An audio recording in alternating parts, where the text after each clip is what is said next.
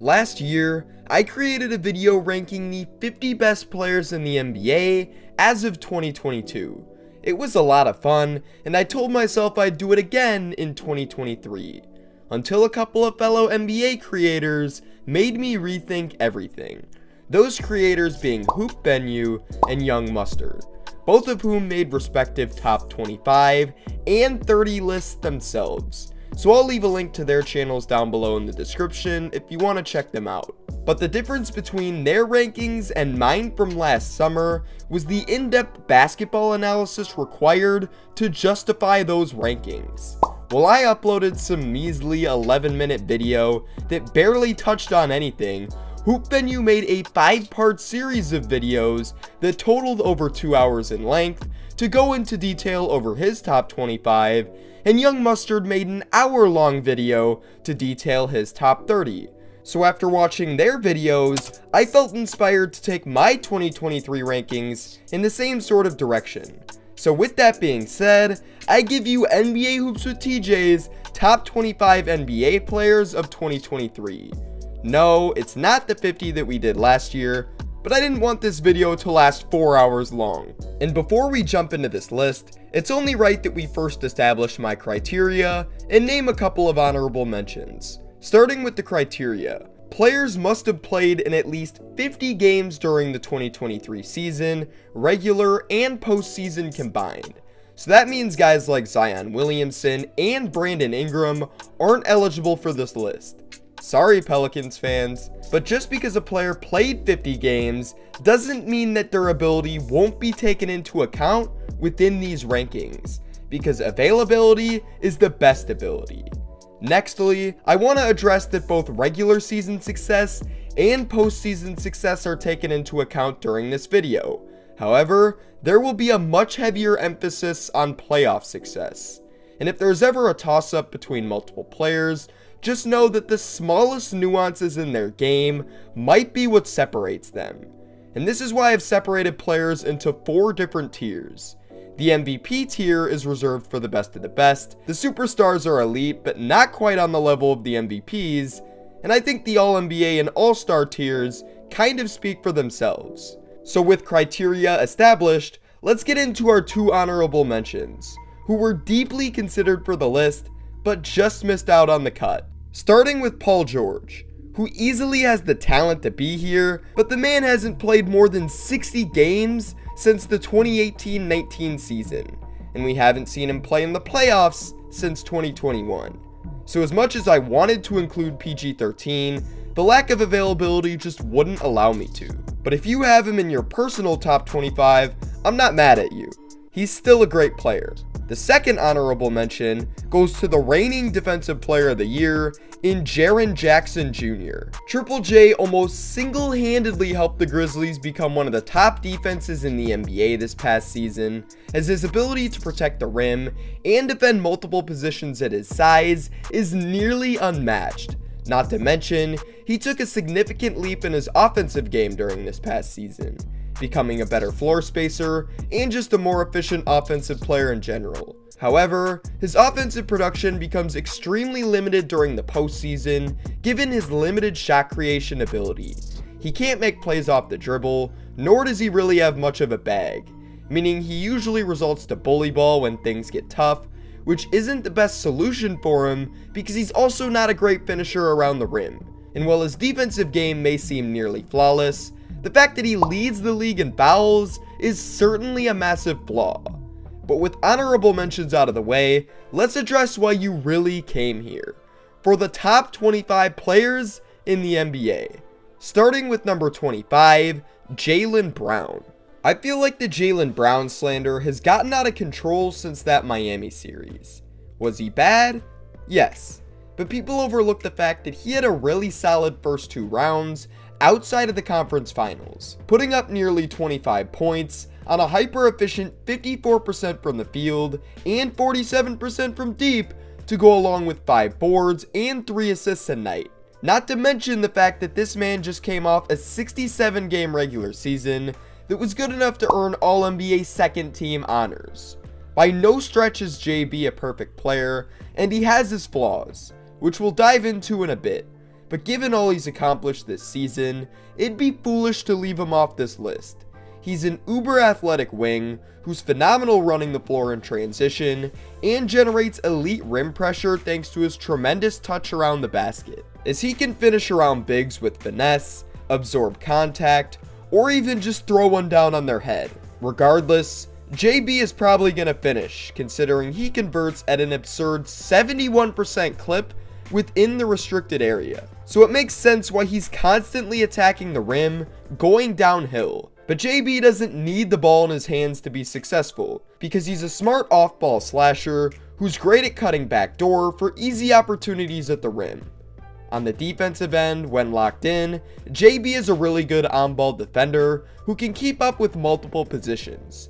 And off the ball, he's good at causing a little bit of ruckus in passing lanes in order to create easy transition opportunities for himself and his teammates. But JB isn't a perfect defender, and he has some lapses here and there, particularly off the ball, as there are moments where he'll get caught watching the ball, or miscommunicating on a switch, or even abandoning his man entirely. Not to mention, he does have a habit of biting on pump fakes relatively easily, but those issues pale in comparison to his bigger offensive issues, because Brown, like his buddy Jason Tatum, has an extremely predictable shot diet.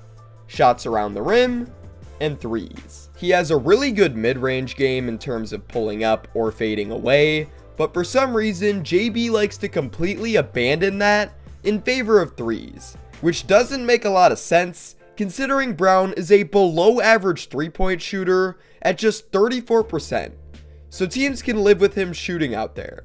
And if that's not falling, the only other way he can score is at the rim.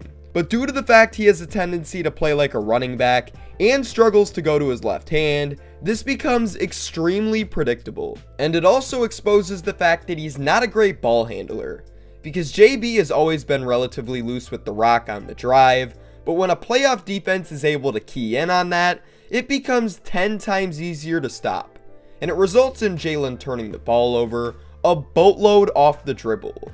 And it also means JB isn't a great playmaker either, because being able to handle the rock is already half the battle, and he can't do that, which doesn't even mention the fact that his decision making and ability to create for his teammates isn't very good, and his flaws ultimately hamper his ranking. Coming in at number 24, I've got James Harden, and I'm gonna be honest, given the fact he melted down in the playoffs once again, I really didn't want to include Harden on this list, but it would have been negligent of me to overlook what the beard still provides on the floor, because the man is coming off a season in which he led the league in assists, showcasing his ability as an elite playmaker, with the passes being crisp and his reads being sharp.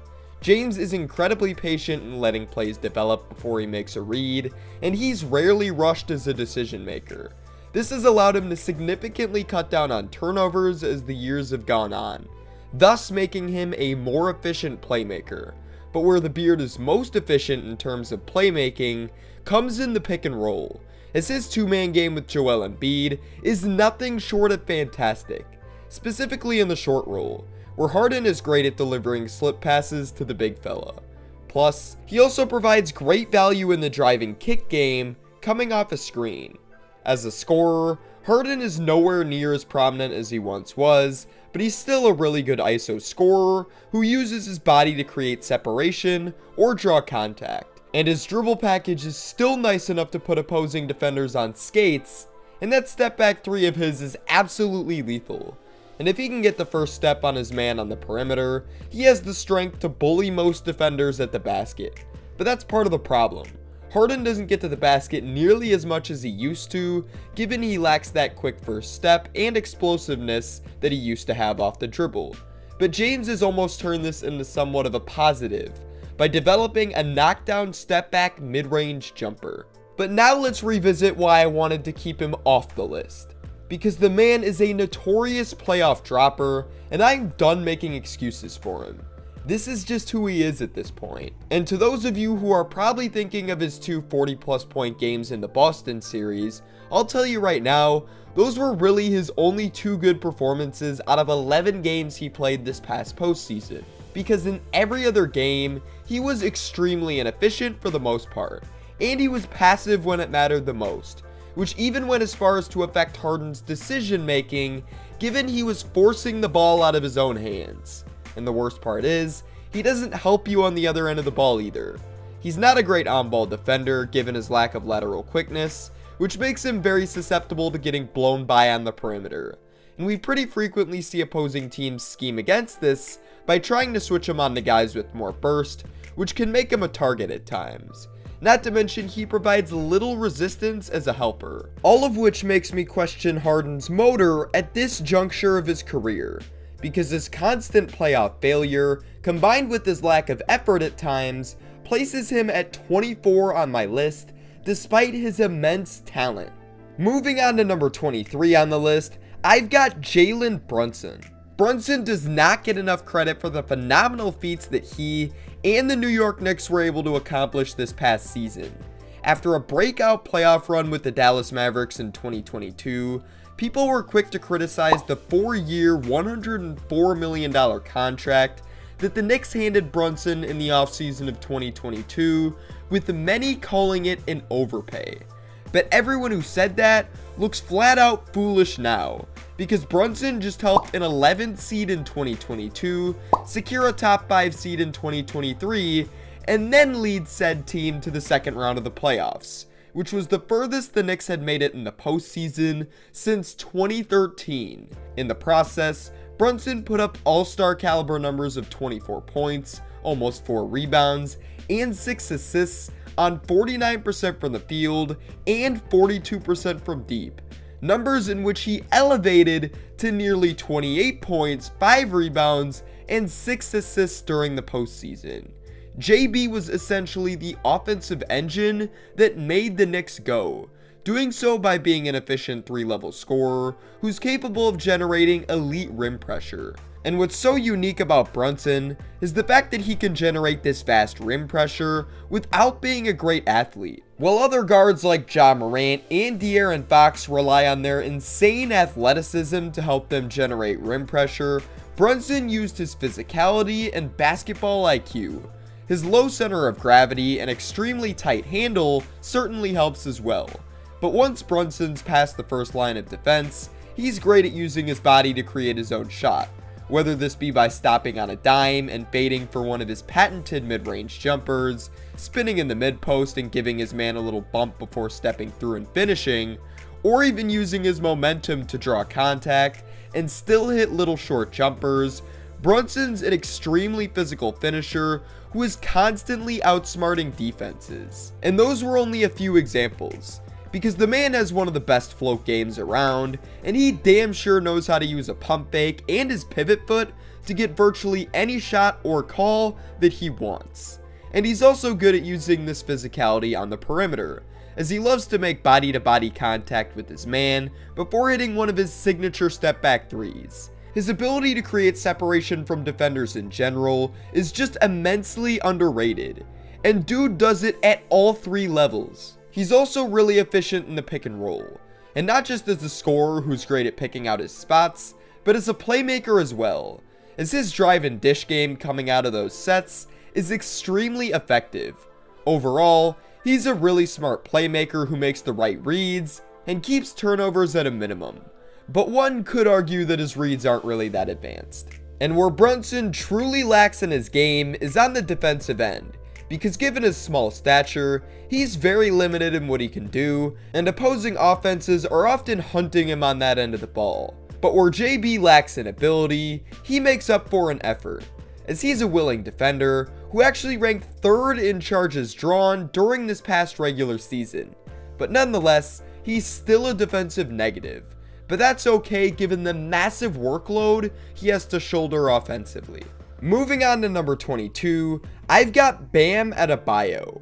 Adebayo is probably the most versatile defensive big in the NBA currently. At 6'9", 255, Bam is undersized in terms of height for a big man, but he makes up for that with his massive frame, physicality, and sheer athleticism, which allows him to keep up with bigger 4s and 5s. But in conjunction with that, Bam also has the lateral quickness and foot speed to keep up with guards and wings on the perimeter.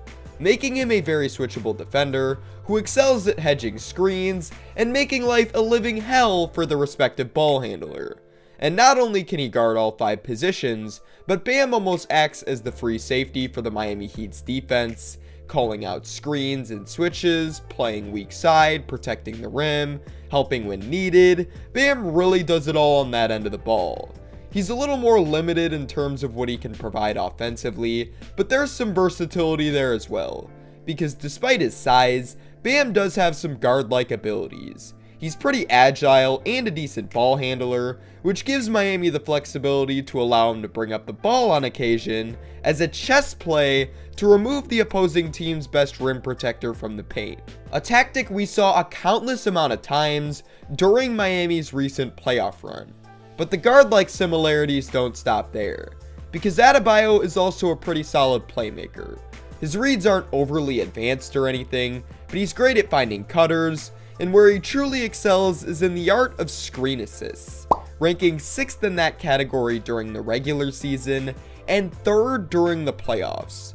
It's a big reason for why Miami was so red hot from downtown during the playoffs. They'd have Bam up near the top of the key, and they'd initiate offense by having him dump off to a shooter and immediately set a screen following the dump off in order to create an open look. Despite his many qualities though, Bam Adebayo is a very flawed player. He really can't shoot whatsoever outside of the painted area. He has a bit of a pull-up mid-range jumper that has gotten better as of recent, but outside of that, he provides nothing shooting-wise, which allows opposing bigs to completely ignore him as a threat from the perimeter, which oftentimes leaves Bam in this weird position where nobody is within 5 feet of him, and he just paces around the perimeter looking to force offensive creation.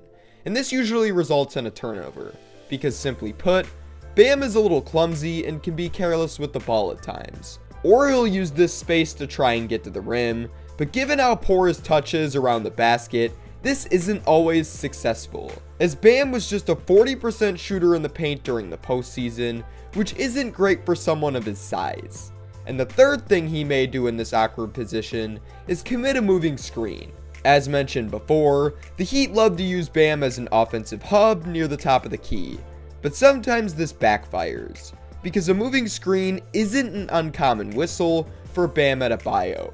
In general, Bam's offensive game can be just a bit awkward, and there are times where you won't even notice he's out there because he'll just lack aggression on that end of the ball, and his offensive limitations ultimately can't bring him any higher than 22. Which leads us to number 21, Anthony Edwards. Throughout a chaotic past season in Minnesota, Anthony Edwards remained the one constant, as Iron Man Ant suited up in 79 of a possible 82 games and put up a cool 25, 6, and 4 on 46-37 splits. He did a bulk of his scoring at the rim given his tremendous strength and explosiveness that made him capable of taking on any sort of contact down low, as Edwards shot 64% in the restricted area on over 500 attempts during this past season, which showcases Ant's elite ability to generate rim pressure. And he can finish in a number of ways, whether that be hanging in midair and drawing contact, attacking a weak closeout, or straight up dunking on someone. There's just no denying Ant's slashing abilities that also make him an elite transition player. But he's not just a pure slasher. The man can shoot too, as he's a pretty good 3-level scorer with a solid size-up game. His isolation starts slow and calculated before he either explodes past you to the rim or hits you with a mean step-back jumper. He's pretty difficult to check one-on-one. Not to mention, he's also really good off the ball offensively, as both a cutter and diver, plus he's an elite catch-and-shoot 3-point shooter at 42%, who's really good at understanding where he needs to be on the floor and relocating to that specific spot. In terms of where he's at defensively, he's made a lot of strides. He's a good on-ball defender who plays with physicality and moves well laterally. And if an opposing player sets a screen on Ant, it's usually not that big a deal, given that his frame allows him to fight through the screen. Off the ball, he reads the passing lanes decently and showed a lot of growth as a communicator late in the season. However, he does have a tendency to lose track of his man off the ball, which is really his main flaw as a defender up to this point. As for his offensive game, he still has some holes to patch up there as well, as Ant has a tendency to play a lot of hero ball late in close games, which can really hurt his team at times, because his shot selection in those moments can be beyond questionable, and he's not a good enough playmaker to bail himself out of situations like that, which exposes his decision making, as Edwards, generally speaking, is a rush decision maker off the drive and has somewhat of a loose handle that can easily be stripped with a little bit of help defense. Translation, he's not a great playmaker. Yet. But he'll get there. And if his recent playoff series against the defending NBA champion Denver Nuggets is any sort of glimpse of what we might see from Ant next season, something tells me he'll be a lot higher on this list come next year. Which brings us to number 20, De'Aaron Fox. D-Fox is always playing at 100 miles an hour, and it's pretty much impossible to stop because he's arguably the fastest player in the league, baseline to baseline. He uses his speed and quick first step to constantly attack defenses downhill, and he may be the most efficient player in the NBA from inside the arc, shooting a ridiculous 77% in the restricted area, 53% in the paint, and 47% in the mid-range. Fox is pretty difficult to contain from inside 23 feet. He's one of the best finishers in the league, who generates a good amount of rim pressure, and is crafty in the ways he can score inside. He's got the athleticism to go over the top of some guys, a good Euro step that he uses to split defenders across the lane, the ability to hang in midair and contort his body to finish at the proper angle, and to me, his most efficient shot around the rim is his floater. But his bag gets deeper, because say he can't get to the rim, then he'll just resort to his elite mid-range game, which can also be seemingly impossible to stop at times. He again uses his blazing speed to blow by defenders on the perimeter, before stopping on a dime at one of his favorite mid-range spots and knocking it down. Or he's great at getting defenders on his hip off the drive, then slowing down, giving them a bump, and fading away. His space creation and separation skills in general are criminally underrated.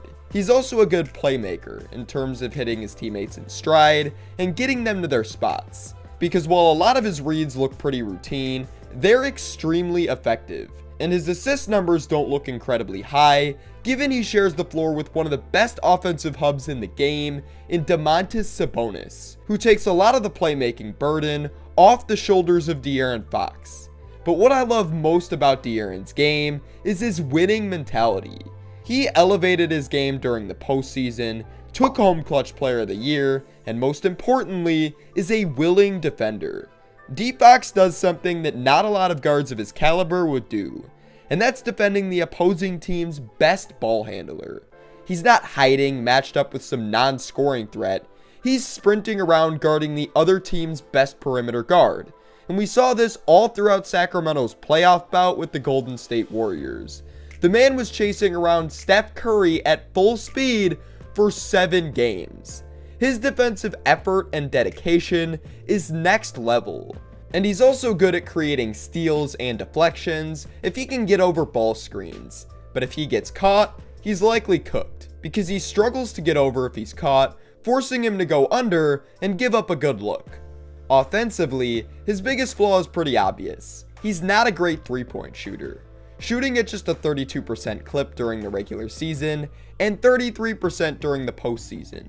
But the worst part is, he shoots them at a relatively high volume, taking about 5 attempts per game during the regular season and an increased 9 during his 7 games against Golden State in the playoffs. Fox silenced a lot of doubters this past season, but his lack of a three-point shot and sometimes exploitable off-ball defense hold him back from being any higher on this list. Bringing us to number 19, Trae Young. Ice Trae is probably the most polarizing player on this list. On one hand, he's an offensive genius who just averaged 26 points and 10 assists during this past season, but on the other hand, he can't play a lick of defense and is extremely inefficient. But let's begin with the positives, starting with his ability to stretch out opposing defenses, because the second this man crosses half court, you have to be mindful of the fact that he may rip it from 30 feet at any given moment, which causes Trey to generate a lot of gravity, which in turn opens up the floor for his teammates and allows him to showcase his elite playmaking ability. And this is why Trae Young is an offensive mastermind, because his ability to manipulate an opposing defense is unlike any other, but where he's truly most effective is in the pick and roll, as Ice Trae ranked second in pick and roll scoring as a ball handler during the regular season, and first in that category during the postseason. And the reason he's so effective is due to the multitude of ways in which he can generate offense out of that set. If you go under, he'll knock down a three.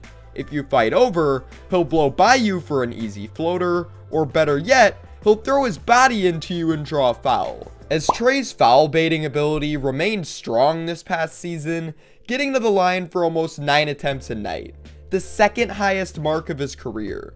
And of course, we all know Trae can play make out of the pick and roll as well. He's great at throwing lob passes, finding open shooters, or just making one of the most beautiful passes you've ever seen in your life. But what I really like is his ability to keep a play alive. Trae's ball handling expertise allows him to keep a live dribble for as long as he needs until he finds a play that he likes. So if the first option doesn't work, Trae takes his time and salvages the play, which isn't something a lot of players are capable of. As awesome as Trae is offensively, however, he's not great at finishing around the rim due to his small size and slender frame. And if you're even a little bit physical with him, he's likely gonna miss. And it doesn't help that he's not really that athletic in terms of the NBA landscape. His other glaring offensive weakness this past season was his inability to play off the ball. And that hasn't really been an issue in previous seasons given he's always had the ball in his hands, but when DeJounte Murray was traded to ATL, naturally you'd expect Trae to adapt, but he never really did. And he's also known to turn the ball over in bunches when the flow of the game isn't exactly going his way. But the most glaring and obvious weakness in Trae's game is the defense. On ball, off ball, doesn't matter. Trae's size, poor lateral quickness, and sometimes lack of effort are all exposed on that end of the ball. He'll have his moments where he'll be in the right spot defensively and make a stop, but for the most part, he's an easy target whom opposing teams love to attack.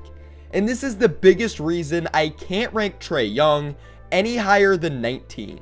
Coming in at number 18, I've got Jamal Murray.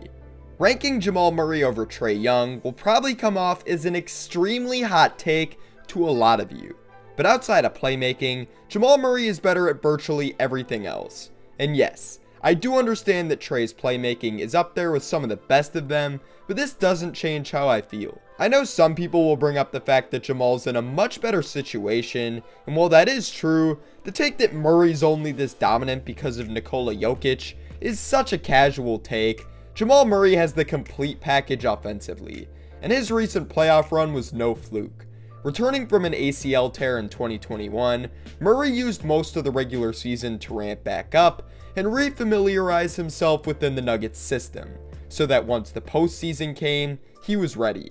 And based on his playoff averages of 26 points, 6 boards, and 7 assists a night, on 47% from the field and 40% from deep, that helped result in an NBA championship, it's safe to say that Murray was indeed ready. He uses his tight handle and his tremendous combination of size and strength at his position to score flawlessly at all 3 levels, outmuscling smaller guards to the rim, using his body to pick his spots in the mid-range, and utilizing his tremendous shot creation ability to be a flamethrower from deep. Not to mention he's a solid post-up player who can play with his back to the basket at times, thanks to his knockdown fadeaway jumper on the baseline.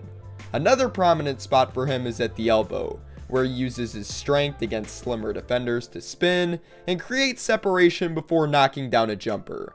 And it doesn't even matter if you get a clean contest against Murray, given his ability to hit extremely difficult shots. Because as long as he's in a spot he's relatively comfortable with, he'll use his incredibly quick trigger to rise over defenders before they even know it. But where Murray's at his best is in the pick and roll, because he's absolutely lethal in open space with a live dribble, given how masterful he is in getting to his spots and hitting difficult shots. Plus, he's also sneaky explosive, so if you try to blitz him at the point of attack, he'll explode past you to the rim. But he's also really good off the ball in the pick and roll as well, because he's one of the best catch and shoot 3-pointers the game has to offer, shooting a 41% clip off the catch during the regular season and an improved 44% during the postseason. But it's not just the pick and roll. Murray is just amazing off the ball in general, as he's constantly moving, cutting, and spotting up. And it's one of the main reasons he's the perfect teammate for Nikola Jokic. Murray's also, in my opinion, one of the most underrated playmakers in the league, but it can be overshadowed considering he's playing alongside quite literally the best playmaker in the league. But he consistently makes the right read and puts his teammates in a favorable position to score.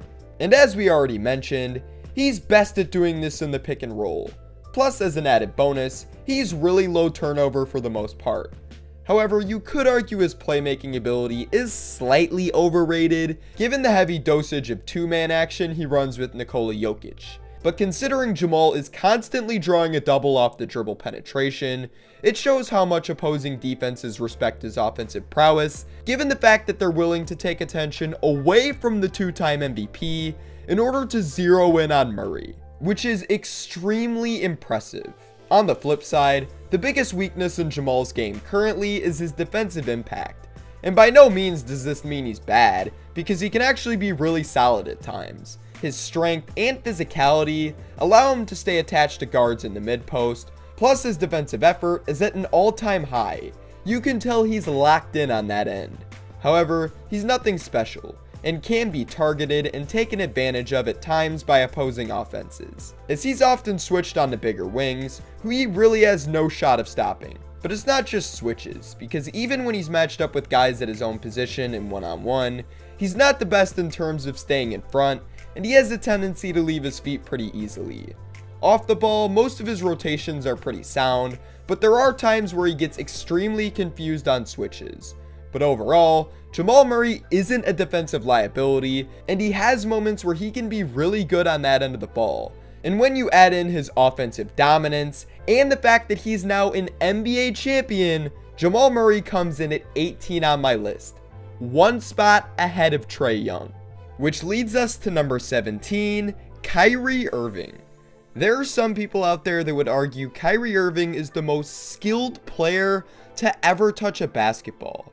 And for good reason, because he's arguably the most unguardable player in the entire league. He's elite in isolation, elite in the pick and roll, and can score at all three levels with incredible efficiency, shooting about 69% in the restricted area, 54% inside the painted area, 50% in the mid-range, and just shy of 38% from deep. And the reason he's so effective at all three levels can be summed up by his skill set. He's probably the greatest ball handler of all time, with the capability to hit some of the most difficult shots in the game, and that doesn't even mention the smallest nuances in his game, such as his elite footwork, body control, and finesse. And when I say finesse, I mean that in a few different ways, starting with his ability to finish around the rim. Kyrie can literally finish on, over, or around virtually any defender you throw his way.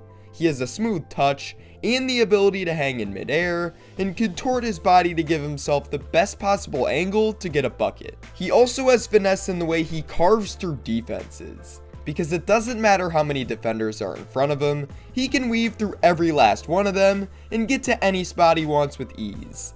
And it's not just his superb handle that gives him this ability, but the variety of ways in which he can create his shot.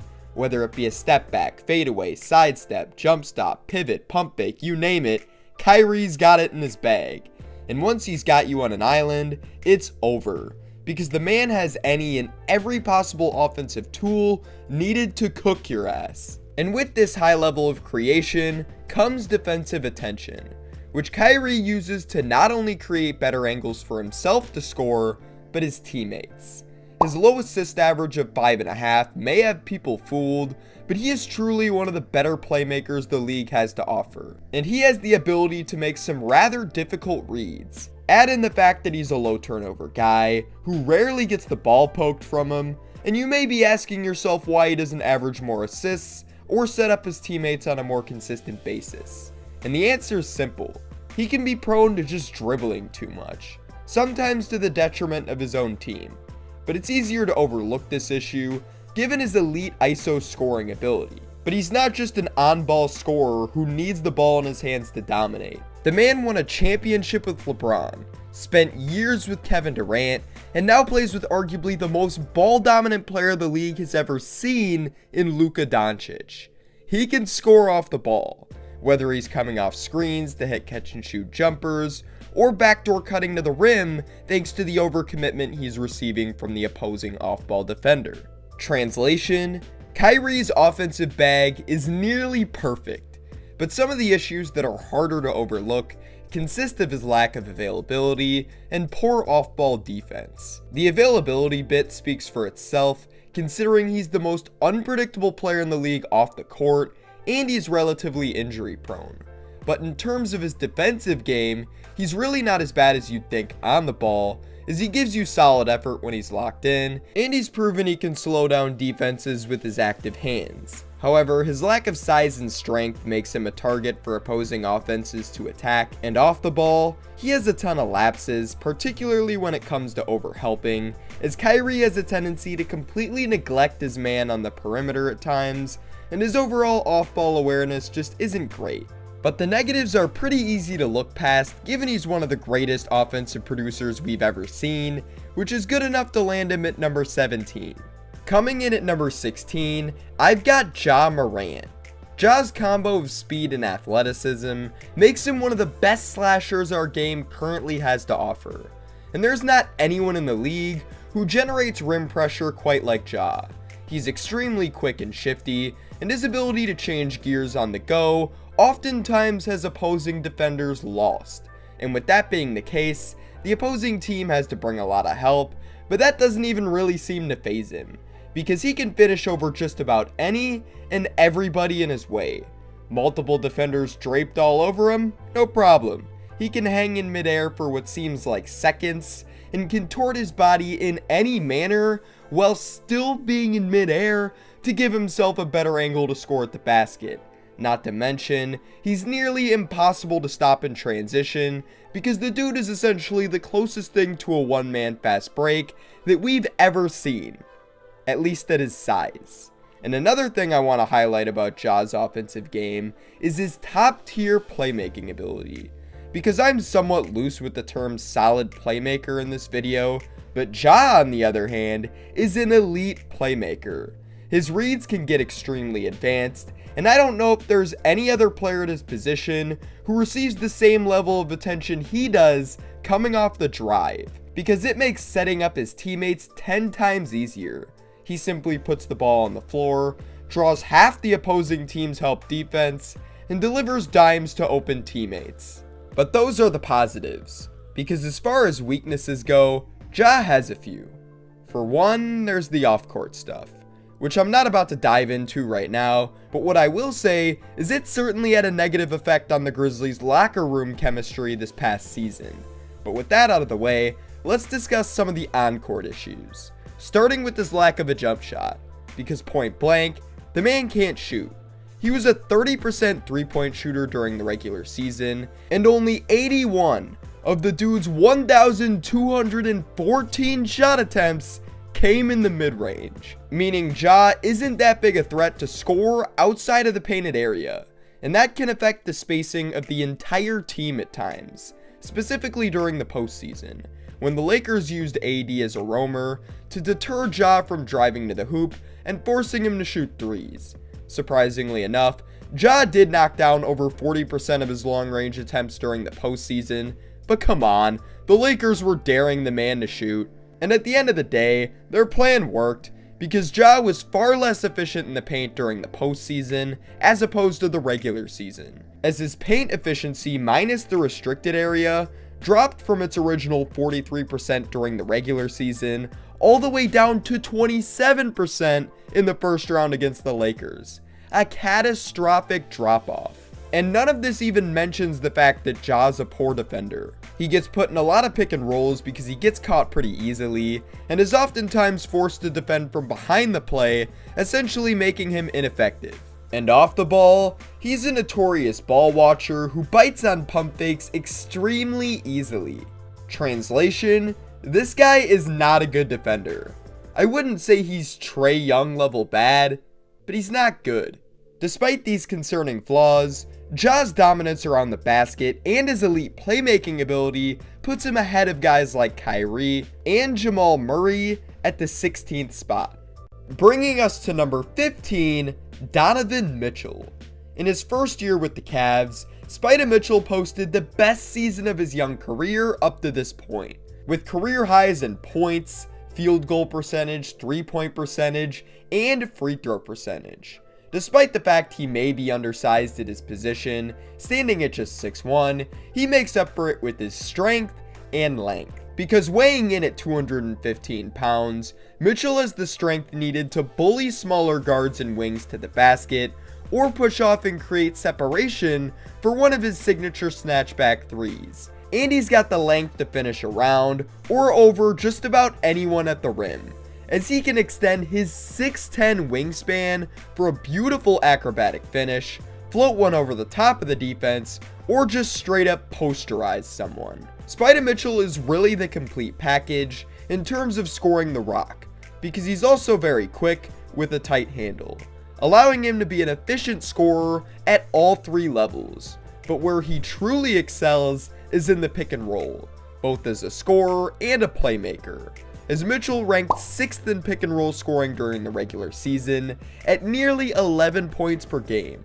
Not to mention, of the players who handled the ball in the pick and roll at least 20% of the time and played at least 30 games, Mitchell ranked as the 3rd most efficient pick and roll scorer in the entire NBA. And in terms of playmaking, his low assist averages may suggest that he's not that great, but that's not the truth at all. Mitchell is a solid playmaker who's capable of running an offense when need be. His reads aren't too complicated or anything, but he's an elite pick and roll playmaker who's great at drawing attention off the drive before dropping a dime to one of his bigs parked in the dunker's spot.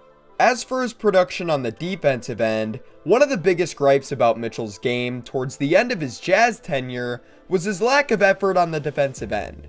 But that wasn't too much of a problem in his inaugural season with the Cavs. He stayed far more attached to players on the ball, and his length can cause problems in both the passing lanes and against ball handlers, as Spida Mitchell ranked top 20 in steals during the regular season, and 2nd in that category over the course of his 5-game playoff stint this past season. But that was the problem. The Cavs only lasted 5 games against a worse team according to record, and Mitchell himself did not have a great showing in that series, putting up just 23 points a night on putrid efficiencies. And while I am willing to give him somewhat of a pass, given how terrible Cleveland's half-court offense was outside of himself and Darius Garland, that doesn't excuse a lot of the low IQ shot attempts or ball watching when playing off the ball defensively. Because while his defensive effort may have gotten better from the Utah days, the fact still remains that Donovan Mitchell is a 6'1" shooting guard who gets taken advantage of by bigger and more physical players on the defensive end, and his off-ball awareness isn't great. Not to mention his decision-making when faced with a double team is very questionable, something we saw an ample amount of times over the course of that New York series. But again, I believe his playoff struggles were more Cavs-oriented than his own fault. And when you consider that, alongside his career regular season, I think 15 is a good spot for Spida Mitchell. And coming in at number 14 is Damian Lillard. Y'all ever seen that RDC World skit where they were poking fun of the fact that you literally have to guard Steph Curry the moment he gets out of bed? Yeah, well, same rules apply for Damian Lillard, because the man is coming off a career season in which he put up about 32 points, 5 rebounds, and 7 assists on 46% from the field and 37% from deep. The moment this dude crosses half court, he's already extending the opposing defense, just given the mere threat of his deep ball.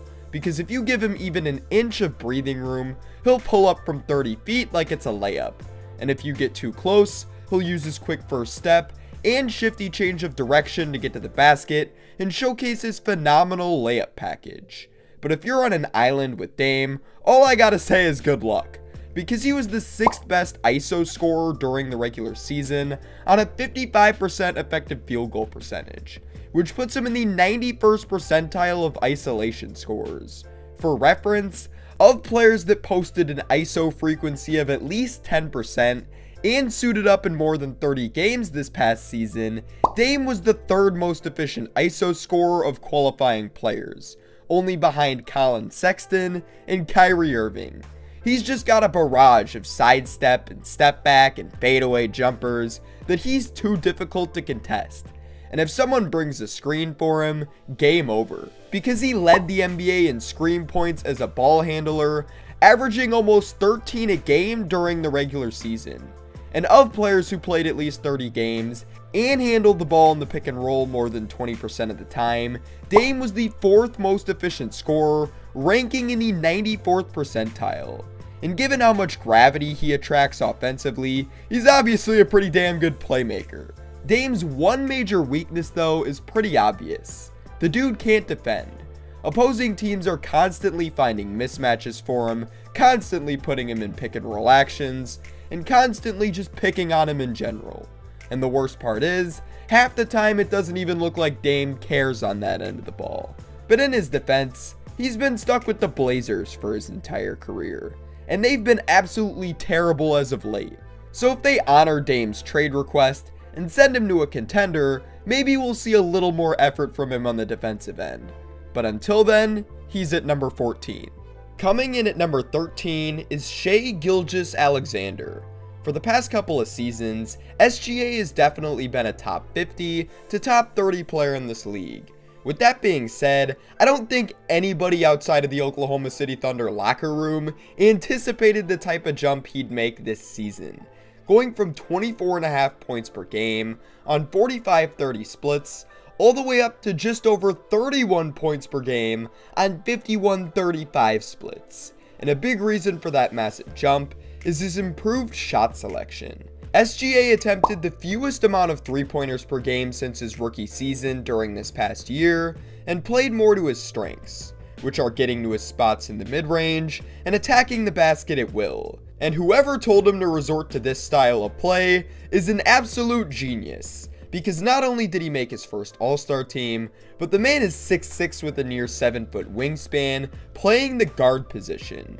He's a walking matchup nightmare, who uses his tremendous length to blow by opposing guards off the dribble and get to the basket. But what's unique about SGA is the multitude of ways in which he can score in the paint, whether that be by going to the Euro step, spinning across the lane, or even straight up bullying his defender to the rim. He's gonna find a way to score on you inside, or at bare minimum, draw a foul, as SGA is one of the best in the league when it comes to drawing fouls. In fact, the man averaged the 2nd most free throw makes of any player, while also ranking 3rd in attempts and shooting a 91% clip from the charity stripe. And obviously, all 3 of those numbers are career highs for him. The reason he's so much more effective simply boils down to his IQ. He knows how to use his body to absorb contact, and one of his go-to moves is his pump fake, which he often catches defenders in mid-air with. Drawing fouls isn't the only way he uses his body effectively, however, because SGA's ability to stop on a dime and lightly push off his defender in the process in order to get off a mid-range shot is simply breathtaking. In an era so heavily reliant on the 3-point shot, it's refreshing to see players like SGA, who are always attacking and have a knack for getting to their spots in the mid-range. But don't let his low 3-point attempts fool you. Shai is an extremely efficient step-back 3-point shooter, as 78 of his 168 3-point attempts came off a step back, a shot in which he knocked down at a 37% clip, which is above league average. All of this versatility in his offensive game, coupled with his incredible change of pace, makes for one of the best ISO scorers in the game, as SGA ranked 3rd in ISO points per game, only behind Joel Embiid and Luka Doncic. And given his gravity off dribble penetration, he creates a lot of open shots for his teammates. So while an average of just under 6 assists per game may not seem like much, don't get it twisted. He can create for his teammates. In fact, some of his reads are extremely impressive. So clearly, given his versatility, SGA is a top tier offensive player. But what truly holds him back from being in that upper echelon of offensive players is the fact that he's not a good enough force from the outside yet. Obviously, this was a season in which he played to his strengths, and he did have that step back 3 going for him. But outside of that, he converted on just 29 of his 90 3-point attempts from everywhere else, which is about 32%. If he wants to take his game to the next level and truly become unguardable, he needs to work on his shot. And on the defensive end, his length allows him to be somewhat of a disruptor, averaging over a block and steal per game, but those numbers are deceiving because he's not a great defender, particularly off the ball. He'll have lapses where he'll get caught ball watching and forget about his man entirely. But overall, the NBA should be terrified of SGA's player development, and he could very well be a top 10 player in the league by this time next year. Which brings us to number 12, Devin Booker. D-Book is coming off of arguably the most impressive postseason showing of his young career, in which he put up about 34 points, 5 rebounds, and 7 assists on remarkable and almost unheard of shooting splits of 59% from the field and 51% from deep. Good for a true shooting percentage of just about 69%, which ranked 4th amongst qualifying players over the course of the postseason. He's a crafty 3-level scorer who's incredibly hard to stop given how deep his offensive bag is, because when he has a live dribble, he can attack you in so many different ways, whether it be by pulling up in your face with his quick trigger, blowing right by you with his expeditious first step, or dancing around until he finds one of his favorite mid-range spots. And if Book receives a screen, it's wraps, because he's one of the best in the game when it comes to scoring off of screens, ranking in the 81st percentile of screen scorers during this past regular season. And he's also decent when it comes to playing in the post because of how deadly his turnaround and fadeaway jumpers are. And it doesn't matter how good of a contest you get, given how high his release point is. But where Book's game really impressed me this past season was defensively, because he's never been highly regarded as a defensive stopper, but he was much improved this past season. On the ball, he does a much better job of staying in front of his man and playing without fouling, especially when he's being tried by stronger and more physical guys on the low block, because he does a great job of going straight up to avoid being called for a foul. Off the ball, his IQ is incredible as he displays great rotations and knows how to lurk the passing lanes. The only concern I have with Book moving forward is his playmaking ability. And that's not to say he's bad or anything, because he's actually a good playmaker, who's shown flashes of the ability to run an offense as the lead ball handler. But sometimes, he can get a little carried away with his dribble and turn the ball over because he's too loose with it. So it'll be interesting to see how the Suns look once next season kicks off, considering Book will likely be sharing the primary ball handling duties alongside Bradley Beal. Coming in at number 11, I've got Jimmy Butler. Jimmy Buckets once again proved to us that he's the ultimate playoff riser, because not only did he put together some solid postseason numbers himself, but he helped lead an 8th seed to the finals for just the 2nd time in NBA history, which goes to show just how important the intangibles are in the game of basketball, because Jimmy Butler is not the most talented player. In fact, the guy right behind him in Devin Booker is more talented, but Jimmy's mentality and leadership ultimately push him over the edge, because he's led an underdog to the finals not once, but twice now. So to those who aren't as high on Jimmy Butler, stop looking at the stats and start looking at the winning impact. And that's not even to say that Jimmy's stats are bad either. It's not like he's putting together MVP caliber numbers during the regular season or anything like that. But dude just had arguably the best statistical season of his entire career, doing so by constantly seeking out efficient shots near the rim, as he's coming off a season in which he shot almost 70% inside the restricted area and nearly 50% in the paint as a whole on over 600 attempts from these spots in total. So it would make sense why this season was Butler's most efficient as a pro. And not only did he get it done on the inside, but from the mid-range as well, converting on just about 45% of his field goals within that range. And the reason he was so efficient in these areas was because of the meticulous manner in which he attacks opposing defenses, playing at his own pace until he can get to one of his spots and create a shot he feels comfortable with. His elite body control on the inside allows him to score in a multitude of ways. He can get to a spot and jump stop, then proceed to pivot until he finds an angle he likes. And if he doesn't see an angle in which he can get a shot off, he'll go to his signature pump fake and draw a foul. His Butler's attacking playstyle and variety of tricks within his bag make him one of the best in terms of drawing fouls. He's also great at using his body to lean into defenders and either draw a foul or create separation. As far as his perimeter shooting goes, he's not an elite three-point shooter, but he can knock them down when need be. And as a playmaker, he's very solid, because he's great at operating in the pick and roll, and while his reads may not be too advanced, he's capable of running an offense without turning the ball over too much. And none of this even mentions the fact that he's great off the ball offensively as well, as he's constantly cutting to the rim and looking for easy opportunities inside. And on the defensive end, Butler remains a versatile defender who is capable of defending 1 through 5, making him a very switchable defender.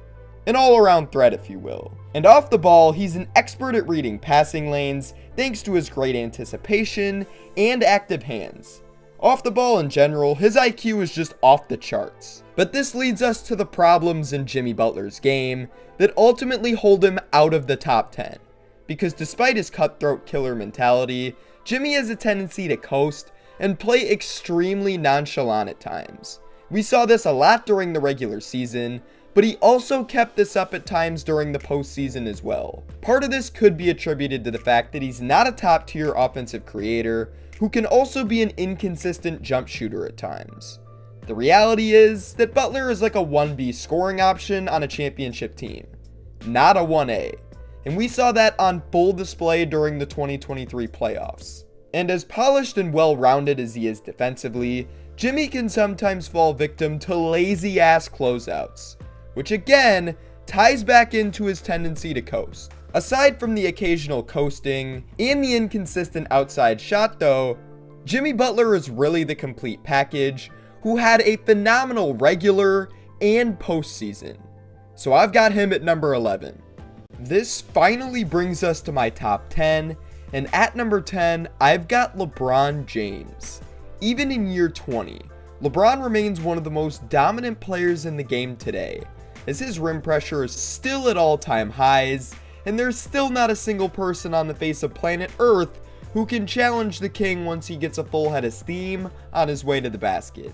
And given how much he's improved as a post scorer in these more recent years, it makes him even more difficult to defend in the interior, because he can fly from a few feet out and still throw down a signature dunk, or act as a literal bowling ball and barrel his way to the rim by playing straight bully ball. And something that this new look Lakers squad really allowed LeBron to do this past season was play more off the ball, which in the case of LeBron James is a literal cheat code, because the man is a heat-seeking missile to the basket. His IQ is so high that he takes advantage of pretty much any crack or seam in the defense and dives to the basket with ease.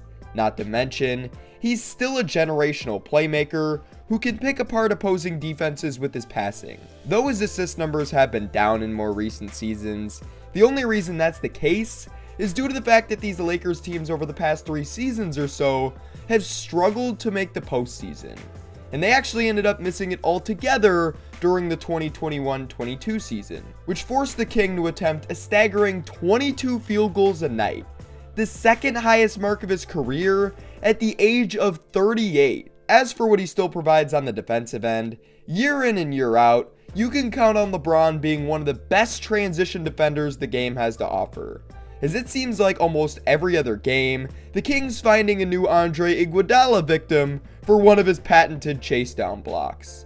And off the ball defensively, his IQ is just off the charts.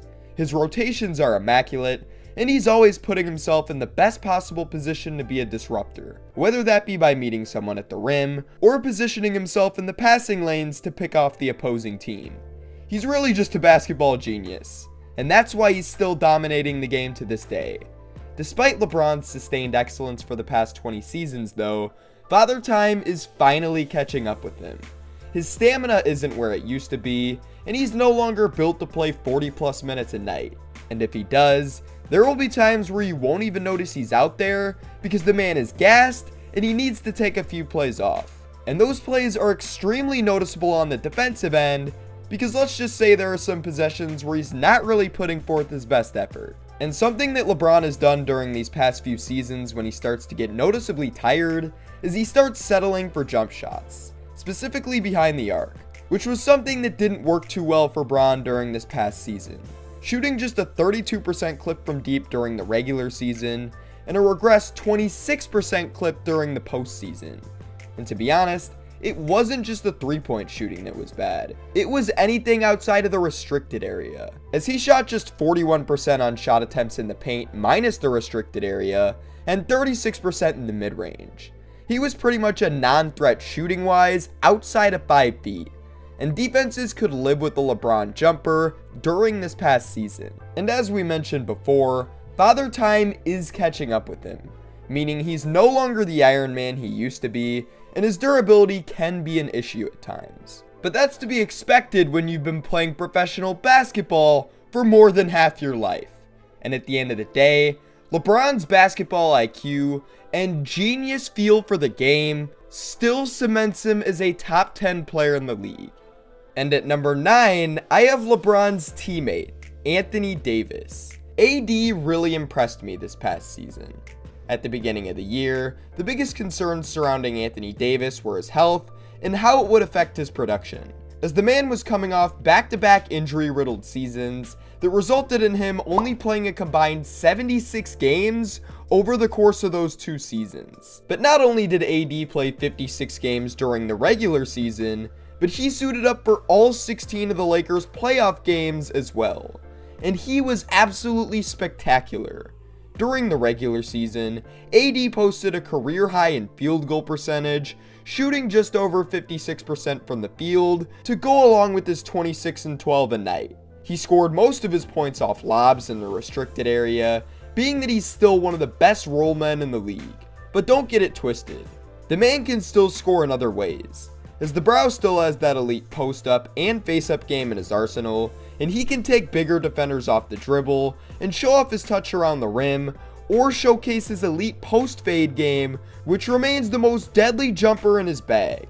Not to mention, Davis is one of the best offensive rebounders in the game that generates a ton of second chance opportunities for both himself and his team, ranking 4th in the NBA in offensive rebounds per game at 3.5. As impressive as AD was offensively this season, however, he was about 10 times better on the defensive end. In fact, he was probably the most impactful defender during the NBA playoffs over the course of the first 2 rounds, providing elite rim protection as a roamer and being the ultimate rim deterrent for guys like Ja Morant and Steph Curry. And the best part is, AD isn't like Rudy Gobert. If you pull him away from the basket, the man is capable of defending on the perimeter. He may not be on the level of like a Bam Adebayo when it comes to doing this, given he's not as quick, but he's still elite. Plus, he's elite in defending the pick and roll, as he uses his length and long strides to create turnovers. So clearly AD still has it on both ends of the ball, despite all the injuries. However, while suiting up in 56 games was an improvement from AD, he still missed 26 games at the end of the day. Health is still a concern, and we should consider ourselves lucky that we got to witness him play at an extremely high level for all 16 playoff games. Which leads me to his other main issue, his inconsistency, which was on full display during the postseason. The fact of the matter still remains that LeBron is the number 1 option on this Lakers team, and I don't want people to confuse that with who's the better player at this stage, because that's Anthony Davis. But even at 38 years old, LeBron still has to carry the main offensive load because AD just isn't there every night. It almost seemed like the Brow took every other game off during the playoffs because there'd be a night where he'd go for 40 and 20, and the next night he'll score 11 points. And there's usually no in between. Either this guy looks like peak Anthony Davis, or a shell of himself who completely lacks any aggression. so his motor is definitely a major flaw. He's just not that guy, and that's okay, because he's still an incredible number 2. Which brings us to number 8, Kawhi Leonard. And I know a lot of you are probably throwing a flag on the play for that one, considering I left out his teammate in Paul George, mainly due to injury concerns. Which seems bogus considering PG-13 actually played in 4 more games than Y this past season, and put up similar numbers. But here's the thing, the reason Kawhi Leonard is on this list, and in the top 10, is because I can without a shadow of a doubt say he's better than everyone below him, and I'm willing to take his injuries into account when I say that. I just couldn't say either of those things about Paul George. Plus, despite the fact it was a small sample size, at least Kawhi offered us something in the postseason. Paul George hasn't been able to do that in 2 years. And as far as the similar statistics go, you've got to realize that PG was healthy going into the season, while Kawhi was forced to load manage for the first couple of months, which slightly deflated his numbers. Because if you take a look at his numbers after December 27th, when he started to play 35 plus minutes pretty regularly, Kawhi's averages jumped from 24, 7, and 4 on 51, 42 splits, all the way up to 26, 7, and 4 on 52, 46 splits. Meaning, despite missing the entirety of the 2021-22 season to injury, Kawhi Leonard remains one of the best two-way players in the NBA.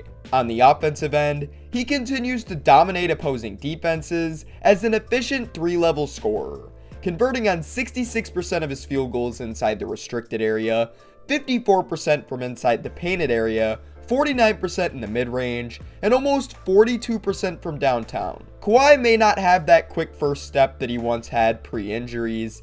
However, his strength, particularly in his lower body, allows him to have a leg up on defenders. And he's still incredible in terms of getting to his spots, as he's a great post-up player who can bully smaller defenders at the rim, or fade away over the top of larger defenders thanks to his extremely high release point on jumpers.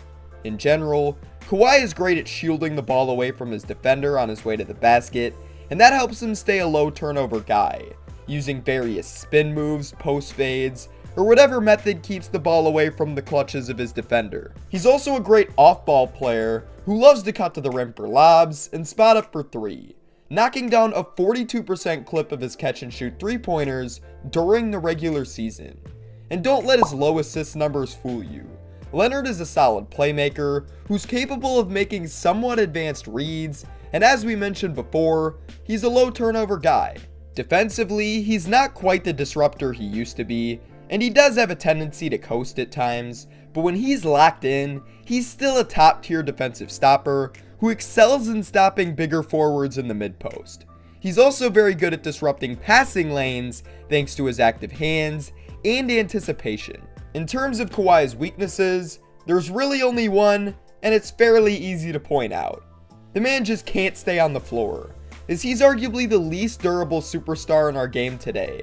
And it's extremely disappointing because when he's healthy, he's easily a top 5 player in the game, but I just can't put him there based on the fact he can't stay healthy. And like we mentioned before, the injuries have chipped away at his overall production, making him just a bit more slow-footed on both ends of the ball. But nonetheless, Kawhi Leonard is still a top 10 player in the NBA, and I've got him at number 8. Coming in at number 7, I've got Joel Embiid. In my initial rough draft of this list, I had Embiid at 5. I mean, he's the league MVP for crying out loud. He should be top 5. However, after taking in a lot of film, it made me realize he's just not that guy. Obviously, I watched the playoffs and I saw him melt down on live television, but watching it back for the second time made it even worse for me. And it's ultimately why I decided to move him down to 7. But before we dive deeper into that, let's talk positives. I mean, this dude just had arguably the most dominant regular season of any player in the league, putting up about 33 points per game to go along with 10 boards and 4 assists on 55% from the field and 33% from deep. What I love about Embiid's game is how versatile he is given his size and physical tools, because the man is 7 foot, 280 pounds, and extremely slow-footed, which is normal for a player of his build. But what isn't normal is the way he plays the game in spite of these physical tools.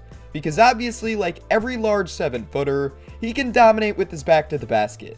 But he's not limited to just that. He has an extremely tight handle and a good change of pace, which not only makes him a matchup nightmare for players at his position, but an all-around matchup nightmare, because he's too quick for other bigs, and too strong for guards and wings. And this is why he's so good at drawing fouls, because there's not a single individual player who can legitimately guard him one-on-one without help defense, and Embiid uses this to his advantage by drawing a ton of fouls, as he leads the NBA in free throws made per game, and is second in attempts.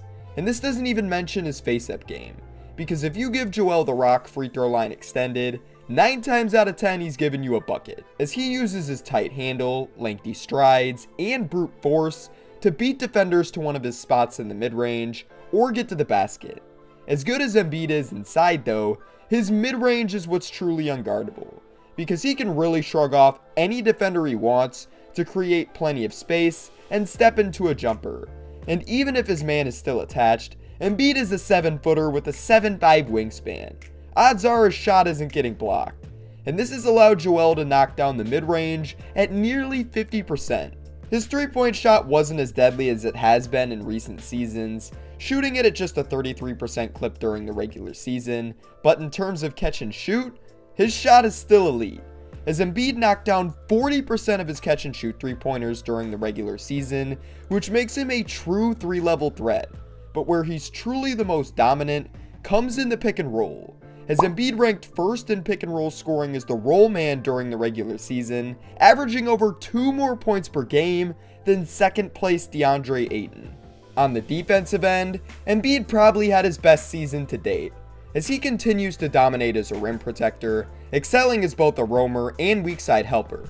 But where he really impresses me is on the perimeter, because he's not an easy blow-by. His long strides and physicality allow him to significantly alter opponents' shots. But with positives out of the way, let's get back to why he's not a top 5 player. Starting with the simple fact that he's a notorious playoff dropper, and this season was no exception, dropping from 33-10-4 on 55-33 splits during the regular season, all the way down to 24-10-3 on 43-18 splits during the postseason.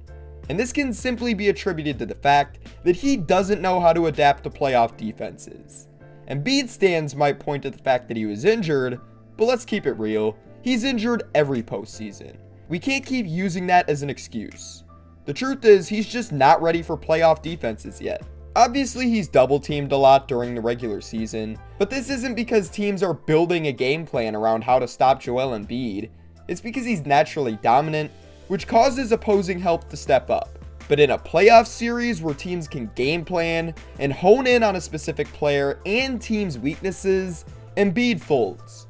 The Harden and Embiid pick and roll was far less frequent during the playoffs as opposed to the regular season, which forced Embiid to create more plays for his teammates on his own, which he couldn't do because he's not a good decision maker when the game slows down. He often forces a bad shot, or gets tunnel vision and loses the ball because he can't see other defenders, or he'll just make a terrible read, because the reality is that he's not a great playmaker, and that gets exposed time and time again during the postseason. And teams can also take Embiid out of the game by exposing his lack of aggression in the most tightly contested moments. And because of his playoff shortcomings, his ranking is severely hampered, just like his buddy James Harden. Which brings us to number 6, Jason Tatum. Tatum, like Embiid, certainly has his playoff struggles, which we'll dive into in a bit, but he also has some playoff triumphs as well, which is something Embiid can't answer to. Tatum dominates the game as a prototypical modern-day wing who plays both ends of the ball and has a shot diet primarily made up of 3-pointers and shots around the rim. And he's certainly got his go-to spots in those areas, consistently beating defenders to them thanks to his tight handle and elite change of pace, making him incredibly shifty and hard to stay in front of. He's especially great at attacking the rim downhill, as his lengthy strides and patented spin move make him very difficult to stop. He also has a knack for finding the smallest holes in the defense and attacking those spots of the floor for easy buckets. Not to mention, he's really good off the ball with his ability to cut to the rim and spot up for threes off the catch, as he's a great catch and shoot 3-point shooter at 40.5%, and in terms of creating his own shot on the perimeter, we all know how effective that sidestep 3-pointer is. Tatum rounds out his offensive bag by being a decent playmaker who's capable of making some somewhat advanced reads. On the defensive end, Tatum's size and length allow him to defend multiple positions, making him a very switchable defender. Not to mention his active hands and alertness can cause him to be a disruptor at times. And he's a very underrated rim protector who excels at stopping teams in transition. But this leads us to the drawbacks in Jason Tatum's game, because the man is just so damn inconsistent in the playoffs. 1 minute you get 50 points, and the next you get 14. And a big reason for these constant inconsistencies ultimately ties back into his shot diet and just the way he plays the game in general, because he's so limited to strictly driving to the basket and shooting threes that he has no sort of mid-range game he can turn to at any point when he's struggling. So when the threes aren't dropping, Tatum becomes much easier to stop. You know he's going at the rim every time, and his bag can get somewhat predictable. As much as we make fun of guys like Pascal Siakam and Julius Randle for looking like literal Beyblades at times, Jason Tatum uses a spin move to try and get past his defender on about 9 of every 10 drives to the basket. And with this predictability comes times where Tatum can become extremely turnover prone, as he tries to force the issue when he's struggling, which results in tunnel vision and turnovers in bunches. And he's not great at handling multiple defenders or added defensive pressure, as he tends to fold in those situations as well. All of which limits Jason Tatum from being a top 5 player in this league.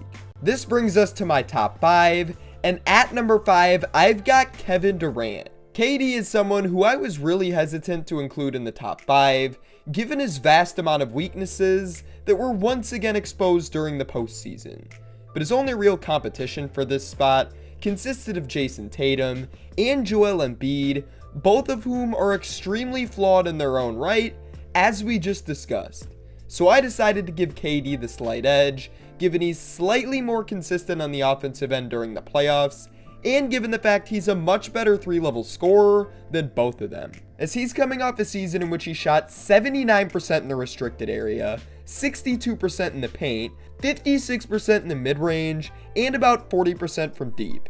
He's just remarkably efficient at all 3 levels, and he's so meticulous in the way he gets to his spots and breaks down a defense, as Durant's a guy who's constantly attacking opposing defenses off the drive, even if he doesn't plan on going all the way to the rim. In fact, most of the time he's just trying to get into one of his patented pull-up mid-range jumpers. But even with that being the case, Durant so much as just putting the ball on the floor can cause entire defenses to collapse on the interior, which just goes to show how much defensive attention the Slim Reaper draws. But as we mentioned before, it's not just the mid-range. KD can get it done at all 3 levels.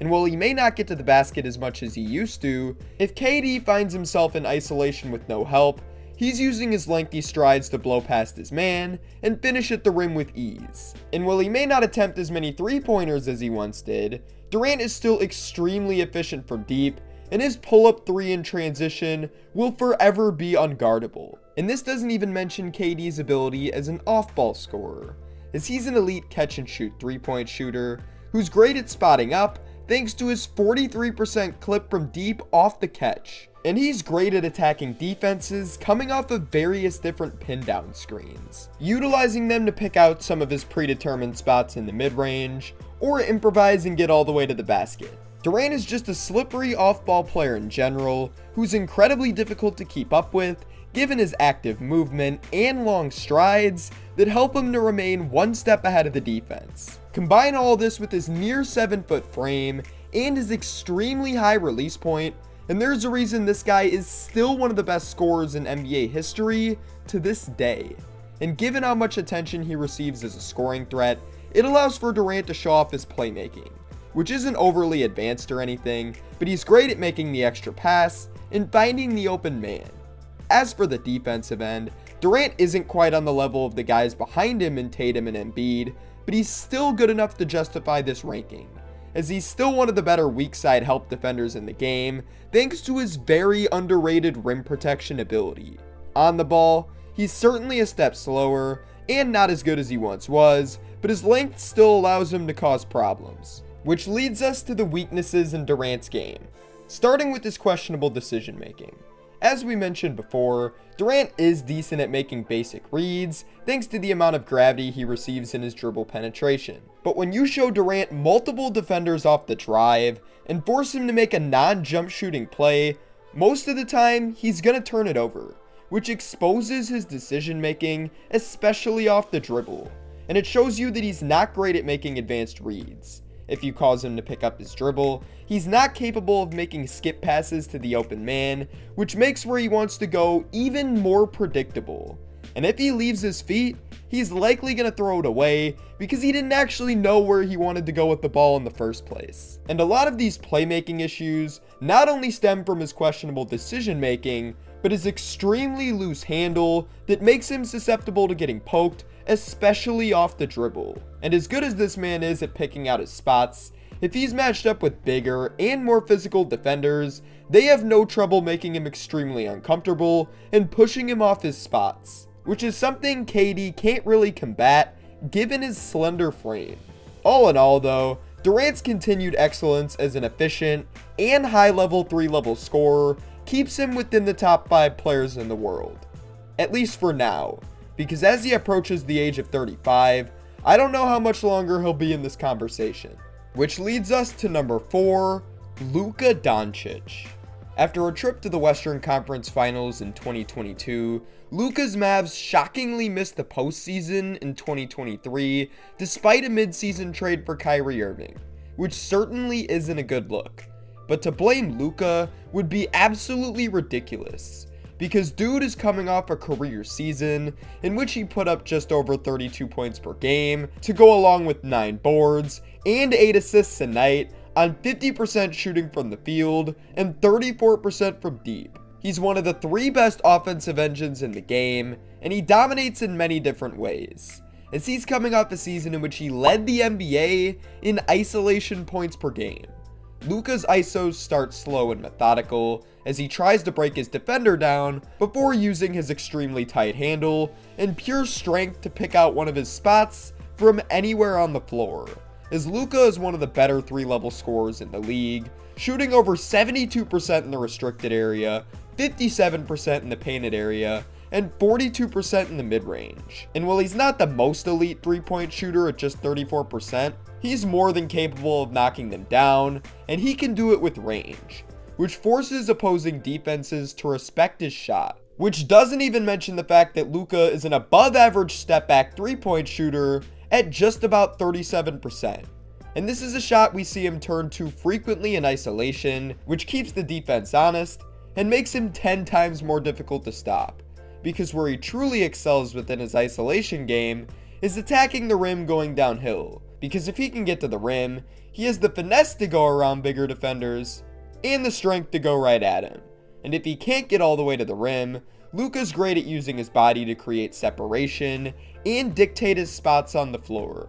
And as soon as he makes initial contact with his man, he can go into his deep bag of spin moves and pump fakes to create a shot he feels comfortable with, which showcases his elite footwork, the most underrated aspect of how Luka creates so much separation. But let's say he gets into a spot where all else fails and he can't create any separation. Then he'll just turn to the refs, because Luka's ability to sell contact, in conjunction with his strength and various pump fakes around the rim, is second to only maybe Joel Embiid, as Luka ranked top 5 in both free throws made and attempted during this past season. And the crazy part is, all of this ultimately stems from his ability as an ISO scorer, which doesn't even touch on the fact that he's a monster in the pick and roll as well, ranking 4th in pick and roll scoring during the regular season, despite the fact he had no elite roll man working in tandem with him, which makes it even more impressive that he was one of the 10 most efficient pick and roll scorers last season of players who played at least 30 games and operated in the pick and roll 20% of the time or more. But Luka's not just a great scorer, he's also an elite playmaker as well. Because of all the attention he receives with the ball in his hands, the moment he puts the ball on the floor, he creates elite gravity and easy opportunities for his teammates to score. And given how high his basketball IQ is, Luka always knows where his teammates are on the floor, which allows him to make ridiculous passes regardless of what position he may be in. And because he's so elite as a scorer, opposing defenses almost forget about his ability as a playmaker at times, as there are times where it may just look like he's getting to one of his spots before last second throwing a pass behind his head and dropping a dime. Luka is essentially the ultimate offensive weapon, given he's probably both a top 3 scorer and playmaker. And this is what makes him one of the 3 best offensive engines in the entire game. The only flaw he really has offensively is his movement off the ball, as he can be extremely stagnant and it almost looks like he's taking the play off at times, purely based on the fact that he doesn't have the ball in his hands. But again, that's really his only offensive flaw. The rest of the weaknesses in his game come on the defensive end. On the ball, he's extremely slow-footed and doesn't move his feet very well, which makes him very susceptible to getting blown by on the perimeter. And off the ball, his awareness just isn't great. Combine this all with the fact that he purely lacks effort on that end of the ball at times, and Luka is easily one of the 5 worst defenders on this list, which just goes to show how generational of an offensive talent he is to not only make up for his lack of defense, but land him at the number 4 spot on my list. Coming in at number 3, I've got Stephen Curry. Steph's game continues to age like fine wine, as he's coming off yet another dominant season in which he put together averages of about 29 points to go along with 6 boards and 6 assists on a ridiculous 49% from the field and 43% from deep. And the scariest part about Steph's game is that he continues to get better. Of course, we all know what he can do from range. The man is the greatest shooter in NBA history. Not much needs to be said there. But over the years, Steph has added some much needed strength, which has allowed him to quietly develop into one of the best 3-level scorers in the game, because nobody ever questioned his shooting from the outside, but his mid-range game and ability to finish on the inside weren't as noteworthy. And that's not to say Steph was a quote-unquote bad finisher, because he's always been extremely crafty on the inside, but he just didn't have the strength to absorb as much contact as you'd hope. And there was a similar problem in his mid-range game, given he didn't have the strength to create separation or dictate his own spots within that area. But now, Steph is one of the most efficient interior finishers in the game, shooting a career best 73% inside the restricted area and 51% inside the painted area as a whole. Steph still has the deep layup package he had in previous seasons, which allows him to continuously be one of the craftiest finishers around the rim, year in and year out. But now he also has that added strength needed to better absorb contact from more physically imposing defenders, which is something Steph initially didn't possess. And the same can be said in his mid-range game, because if teams try to run Steph off the 3-point line, it could be a fatal mistake considering he shoots nearly 50% in the mid-range, using his strength to give his man a bump off the dribble before settling into a midi. But it's not just the added strength that's making all this happen. It's the added strength working in conjunction with his gravity from the perimeter, as Steph is able to leverage the amount of attention he receives on the perimeter and beat defenders off the dribble with his tremendously tight handle and array of hesitations that he uses to better attack the basket.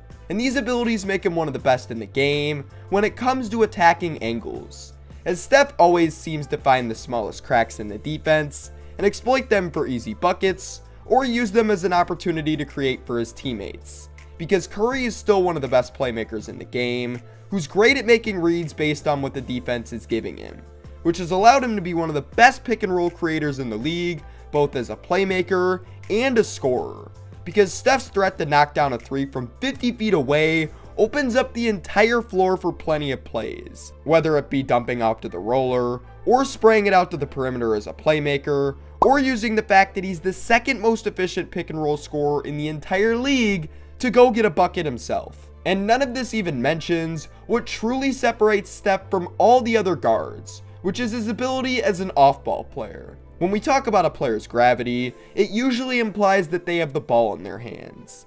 but Curry's gravity is shifting opposing defenses at all times because he never stops moving, as he's constantly giving up the ball and relocating to more opportune spots of the floor, whether that means spotting back up for a 3 while running off a screen, or backdoor cutting his man to the rim. And he never stops doing this. His endurance is absolutely ridiculous, and it allows him to not only dominate on the ball, but off the ball for the entire duration of the game, making him the most difficult cover in the league when it comes to perimeter players. And he's ultimately one of the 2 best offensive engines in the entire league. However, he has kind of shown a tendency to struggle against teams who possess an elite roamer, as his playoff numbers both in this year's West semis against AD and the Lakers, and last year's West semis against Triple J and the Grizzlies significantly dropped off from other rounds. And this is simply because they force Steph into taking more jumpers, which may sound like a good thing considering he's the greatest shooter of all time, but the truth is, it limits his offensive game given he's not shooting as much near the painted area, which not only causes his efficiency around the rim to drop, but his efficiency from everywhere else to drop, showing that while you can't outright stop Steph, you can contain him to a certain degree. This, in combination with his defensive impact, ultimately can't bring him any higher than number 3. And that's not to say he's bad defensively, because his defensive IQ and awareness off the ball is fairly impressive. However, he is still a smaller guard who oftentimes gets picked on by opposing offenses, as teams like to switch him onto bigger wings, who he doesn't have a snowball's chance in hell to stop given the size difference. Plus, he also gets switched onto quicker guards given his slight loss of agility, which limits how effectively he moves his feet and makes him more susceptible to getting blown by on the perimeter.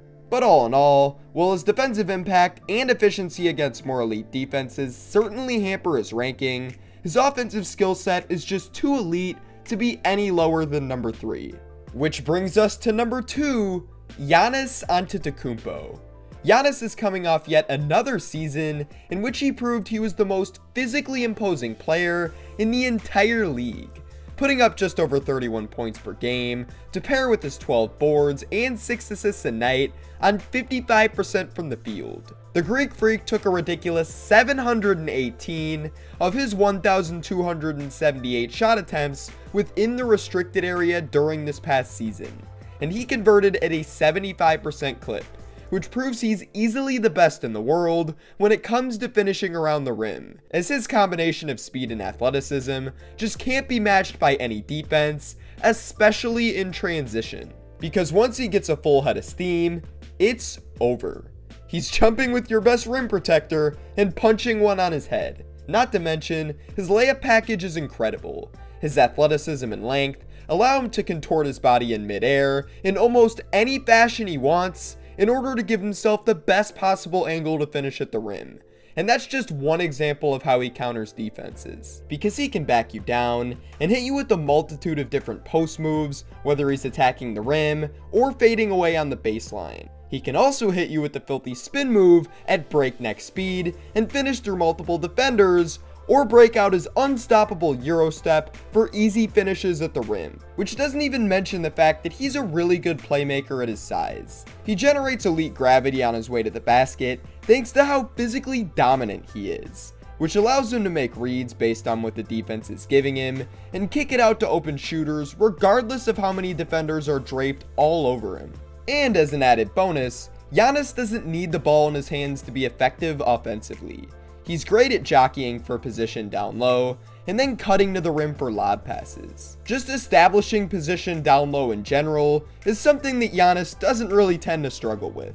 As for what he provides on the defensive side of the ball, he continues to be one of the most impactful roamers that we've ever seen, as he could be in help on the complete opposite side of the floor and still shift over in time to block a shot at the rim. He just always knows where to be defensively, and it completely alters the attack of the opposing team, as Giannis ranks in the 92nd percentile when it comes to opposing teams' shot frequency at the rim, meaning teams are avoiding Giannis like the plague at the rim. But he's not just a rim protector. He's one of the few bigs that can step out on the perimeter and defend guards and wings as well, as his length can really bother ball handlers on the drive or shooters on the perimeter. The overall dominance we witnessed from the Greek Freak on both ends all season long culminated in a first place finish for the Bucks and a third place MVP finish for himself. But the reason I just can't put Giannis at number 1 ultimately comes down to his reoccurring issues on the offensive end during the playoffs. The first issue being his decision making in the half court against set defenses. It's something he's got a lot better at over the years, but due to his lack of an outside shot, this issue can still be exploited. And we saw this all throughout the 2 full games he played during that Miami Heat series. Too often, you'd see Giannis get tunnel vision and try to barrel his way through multiple defenders, despite the fact had he picked his head up, there'd be at least 3 other guys with an easier opportunity to score. And when Giannis would put himself in these positions, it would either result in an offensive foul, or he'd pick up his dribble and not know what to do with the ball, ultimately ending up in a turnover. But the most glaring weakness in his game is his free throw shooting. The man was shooting so poorly from the charity stripe against Miami in Game 5 that he nearly threw the ball away on a potential game-winning possession in fear of getting fouled and having to go to the free throw line. He shot 10 of 23 from the line in Game 5, good for 43.5%. Had he made even 70% of those free throws, he scores 44, and the Bucks win that game. Hell, had he even shot 60%, they would have won that game. But he didn't. And that remains the most glaring weakness in his game. Which finally brings us to the moment we've all been waiting for, number 1. And as most of you have probably already guessed, this is Nikola Jokic.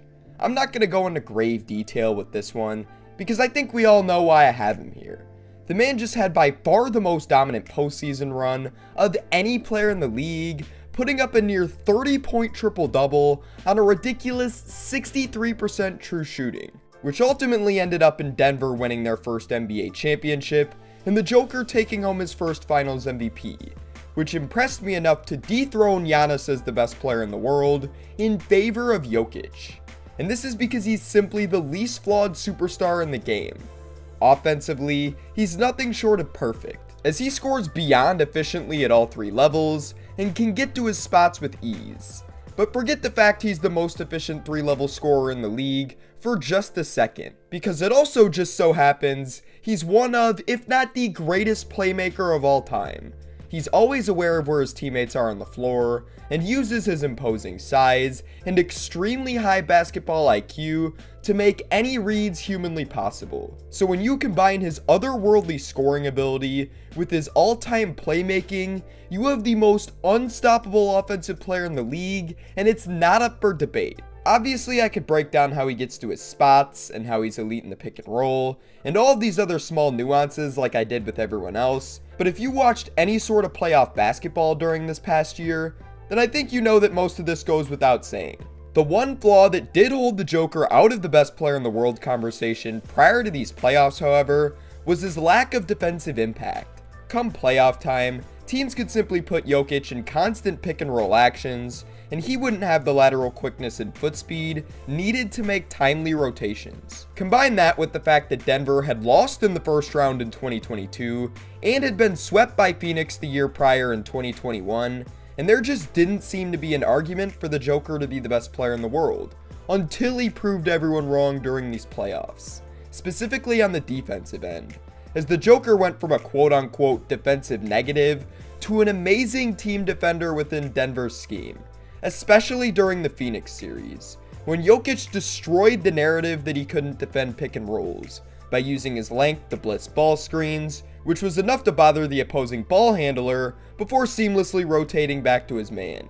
And we saw defensive effort like this from the Joker all throughout the postseason, which doesn't mean he's a perfect defender or anything. In fact, it's not like he's elite, as he still has trouble defending quicker perimeter players going downhill, but other than that, he's not too flawed on that end of the ball anymore. And as an added bonus, he absolutely busts his ass on the defensive end. So considering that, alongside his generational offensive output, I can confidently say that Nikola Jokic is the best player in the world. But that's all I've got for today, and I hope you enjoyed. And with all that being said, peace.